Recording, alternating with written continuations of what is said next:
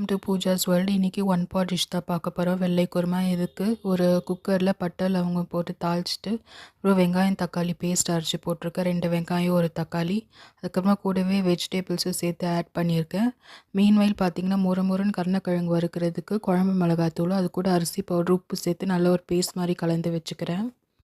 குருமா பொறுத்தவரை நீங்கள் டைரெக்டாக வெங்காயம் தக்காளி ஆட் பண்ணி வதக்குனீங்கன்னா அது கலர் மாறுறதுக்கு வாய்ப்பு இருக்குது. அதனால் நான் பேஸ்ட்டாக அரைச்சி சேர்த்துக்கிறேன்.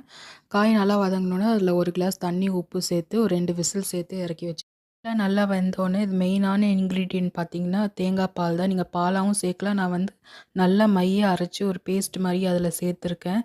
சைடு நான் கருணக்கிழங்கும் தவாவில் போட்டு நல்லா வறுத்து வச்சுருக்கேன். இன்றைக்கி நல்லா சுட சுட சாதமும் வெள்ளை குருமாவும் அது கூடவே நல்லா காரசாரமான மொறுன்னு கருணக்கிழங்கு வறுவல் தான். இந்த காம்பினேஷன் உங்களுக்கு பிடிச்சிருந்தான்னு கமெண்ட்ஸில் சொல்லுங்கள். மறக்காமல் சப்ஸ்கிரைப் பண்ணி பாருங்கள்.